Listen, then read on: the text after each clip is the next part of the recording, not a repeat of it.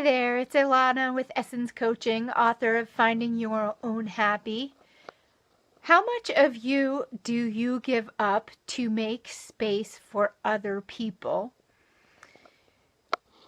Do you give up some preference? Do you give up some part of your personality? Do you give up your wants, desires, feelings, expressions just so you can make someone else comfortable?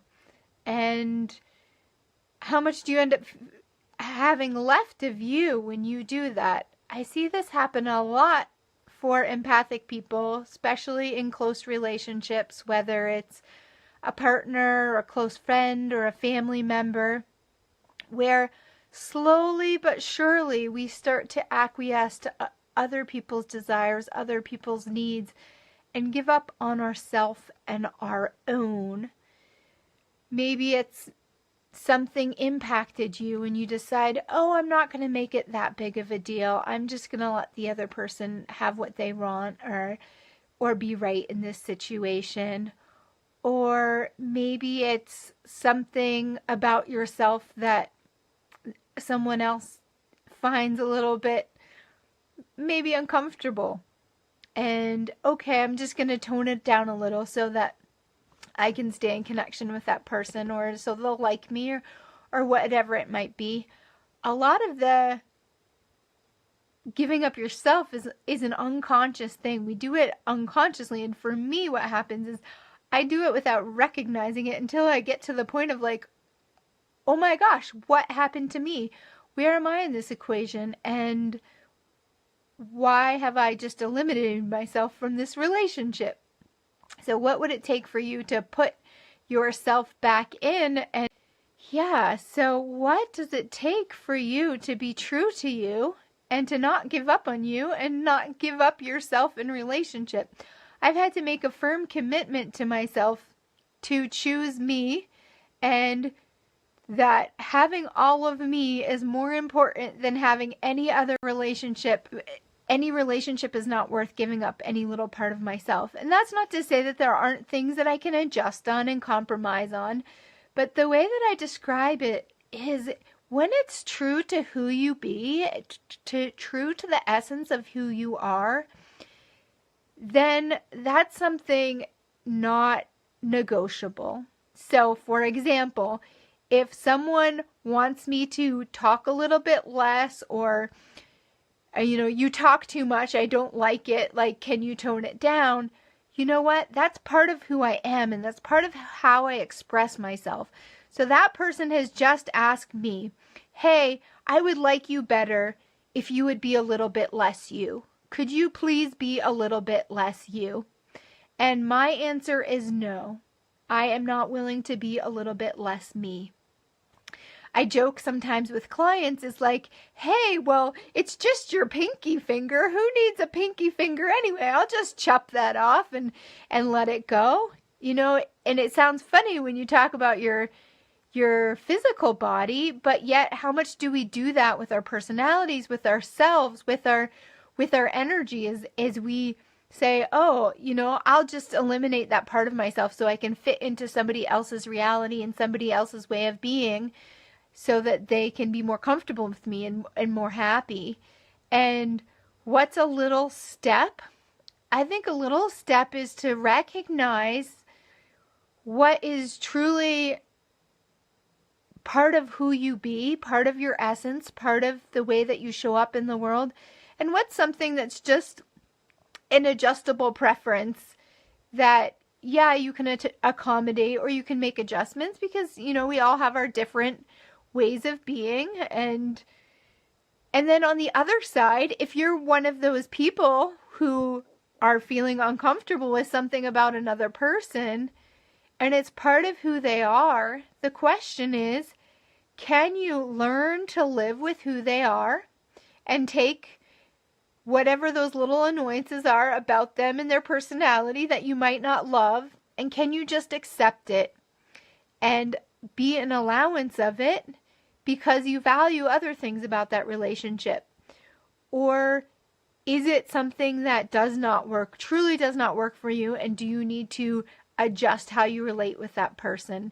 Because also to demand of someone else in your life that they be different than they are is an unkindness to them. It sucks when people do it to you, right? So how can you be doing that to other people? Say, hey, can you just be a little bit less you? I'll like you a little bit better.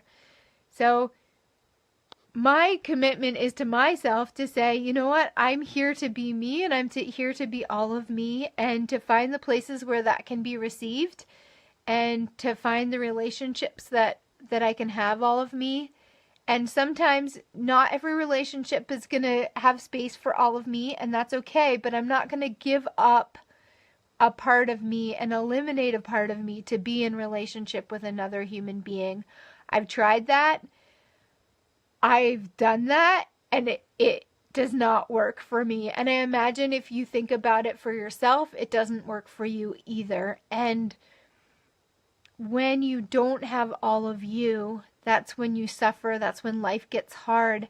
Having all of you and allowing space for all of you is such a greater reality, such greater ease. I realize how I'm like discounting myself sometimes, or telling myself I'm wrong about something that I feel or something that I desire, or the way that I'm showing up, and how heavy that feels, how contracted it feels. And when I'm just willing to say, you know what, I'm not going to make myself wrong for that. I'm going to give myself space for that. It's like I have so much greater ease. Have you ever tried to change another person? And how well did that work out for you? I know I've tried a lot. I've been a rescuer in my life and tried to save a lot of people, and it really didn't work for me. And I didn't get very far. So really your power is in your own choice and your own acknowledgement of what's true for you. And you can ask, you can bring something to someone's attention, but also ultimately you don't have power to change them. So if somebody's being mean, maybe they don't know that they're being mean. Maybe you can help them see that or have a conversation about that. But if you get in this fight about how they should be different, you're just giving your power away and taking away from your own ability to choose the life that you want to have for yourself. But this is an invitation to recognize when you give up you to accommodate others, to have a relationship for another person, and to reclaim yourself, to take yourself back, because I guarantee you, you will be happier, more fulfilled, and have a better feeling life when and if you do. And to learn how to navigate and learn to understand what are those negotiable things in your life that you can compromise on and that don't really matter to you, and what's those things that are you being you, that to give them up is to be a little bit less you, and to be asked to be a little bit less you.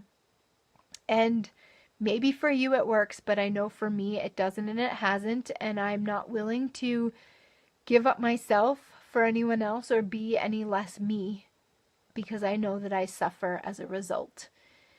If you like this video, please comment and share, and love to hear your thoughts on this topic. And if you don't have a copy already, I'd love to invite you to read my book, Finding Your Own Happy, A Soul Searcher's Guide to Peace and Happiness in Everyday Life. I don't really go into this topic so much, but there's so many other great tools for navigating your relationship with other people, not being a rescuer caretaker, not taking on other people's energy, that I know will be helpful and help you clarify in this realm as well.